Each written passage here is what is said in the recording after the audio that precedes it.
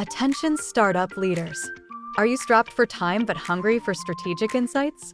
Introducing Managed Chaos, your go-to podcast for navigating the startup world in less time than your morning commute. Join us as we share expert advice, real-world examples, and actionable strategies to help you scale your business, allocate resources effectively, and achieve visionary results. Tune into Managed Chaos and join a community of like-minded innovators on the path to entrepreneurial success. At first, you want any customer willing to pay you for your product or service. But as you start growing, it is important to understand the cost of each customer. Welcome to Managed Chaos Podcast, where we give you the startup business rundown in less time than it takes for you to get to work. I'm Rachel Anderson. And I'm Katrina Purcell. And today we're talking about the hidden costs of customers. So Katrina, what are the costs really associated with customers? So the most common is your customer acquisition costs. This one's not really hidden because I think it's something that marketing teams talk about a lot. It's something that boards talk about a lot, which is how much did it cost you to actually acquire that customer? And that goes into all the things you've done, right? Any kind of paid ad campaigns, going to events and trade shows, anything that you've done, giving away freebies that have been a cost that you've used to actually acquire that customer. Where I think things get more nuanced is when you start to think about how much does it cost to onboard the customer? How much does it cost you to support them? Right. And so that can take on a bit of a life of its own, depending on the complexity of your product and also the scales of your customer. So if you're starting off early stage and you're working with smaller, maybe SMB companies, the cost of onboarding them and supporting them might actually be much cheaper than moving upscale to enterprise customers, where they're going to demand a different level of service and they're going to perhaps take much longer to onboard. Another cost that I think sometimes we tend to forget about is the technology infrastructure. So oftentimes as our technology scales, especially if you have a very data-driven product, a lot of products these days are very AI-driven, which requires models, it requires parsing, it requires a lot of data warehouse space or data lake space. And so those costs increase exponentially in some cases when you're getting more data in, when you're trying to process that data, when you're trying to give real-time information to your customers. And so starting to dig into your unit economics and understanding as you scale your infrastructure, when you bring on these customers, is the customer costing you more money than they're actually paying you? I think that's that's exactly it, especially in your early business building, understanding when you break even on that customer acquisition, or even, what is the top amount I'm willing to pay to get a customer, because then it doesn't make sense for me to have them, whether it's a singular product. So you have a clear, this is how much it costs versus how much I make off that customer, or a service they're going to be there for a year. So I'll make up that cost within the first 3 months, or I'll make up that cost within the first 4 months, or whatever that looks like. I think that that's really important. So I don't know about you, but I have seen a lot of businesses that I work with that number is really fuzzy for them. And they don't necessarily have an easy way to track what that number is. What would you say to businesses that are really looking at starting to refine some of that process, or even get started on that, for what they should really do to get a handle on that? How do you go about really figuring that out? In terms of the cost to acquire the customer, I think it definitely, you need to understand truly your marketing expenses, but also the fact that acquiring the customer is not just marketing. So are you sending your sales team on site? Is there travel involved? How many pitches do you need? And this is all data that you're going to start to collect as you go through. How many times do we actually have to meet with a customer before we're able to sign them? How much effort do we have to put in terms of on-site visits, or working through prototyping, or a POC potentially, becomes a pretty heavy cost if you need to use that to acquire a customer as well. So it really takes being honest with yourself. What I've seen customers do is see a big name, so a logo they really want to acquire, and everything goes out the window. So even if they already had a cost and they had an understanding and they had guardrails, as soon as they hear a big logo is, interested, all of a sudden everything goes out the window and they will just do whatever they can, right? And they will throw everything at the wall. And next thing you know, you've acquired this big logo. Spoiler alert, generally these big logos do a lot of negotiating and don't want to pay your market rate. And so are coming in much lower.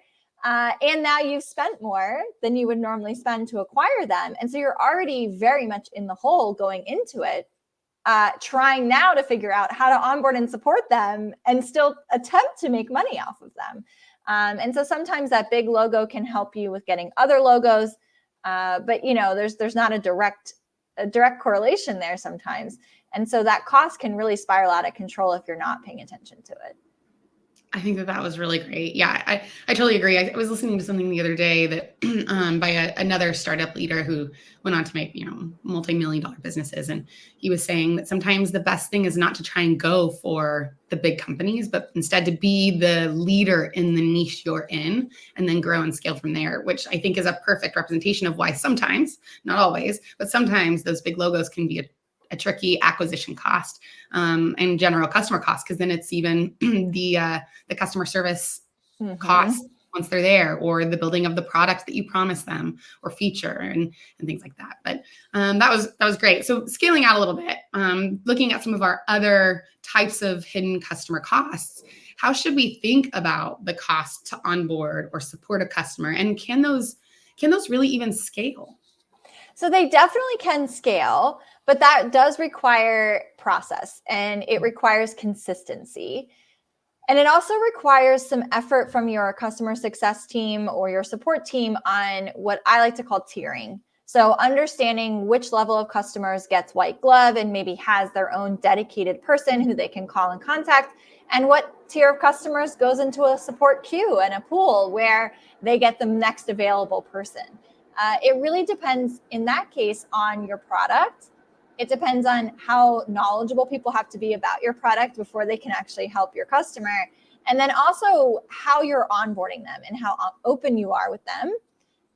Oftentimes companies will pay more for the white glove support, and you just have to create that tier model. You have to have them help them to understand what the level of service they're getting for what they're paying for.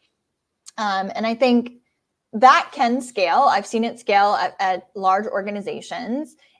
If you have not done it from the beginning, it takes some getting used to. So if your customers are used to just paying one price and getting, the best service they've ever seen, and then you start to say, well, you guys are in this tier, so you're paying this is what you get, you will see some resistance and it will take some effort. You might even see the dreaded word churn, right? And so, we have to think through that. But in order to scale, you really have to start to create those tiers, understand what support your customers need, and then understand your team too. Who can be those top level support people and who might be better off in the queue where they're getting kind of normal standard questions. Yeah, I work with businesses often that get really scared by that C word, that churn word. And there is something there. I mean, it is much more profitable to keep a customer than to bring on a new customer. So there is a lot of validity in that. But I also like to remind people that if you're doing something really big or you're making a big change, 2 customers that give you $100 or 1 customer that gives you $100 gives you $100 both ways. But there's one of those 2 that's going to take a lot more effort. And that's when you have 2 customers, right? Mm-hmm. So sometimes making that decision to go tier or to do this big new thing or to have that transition plan for customers where they now realize they don't have the first tier white glove service can still be a healthy business decision, even knowing that that's going to churn some of your customers or kind of put you in a different business playing arena. So I think that's really smart. So speaking of churn, retention. So with retention, how do you think about that? How do we approach that in light of thinking about these hidden customer costs?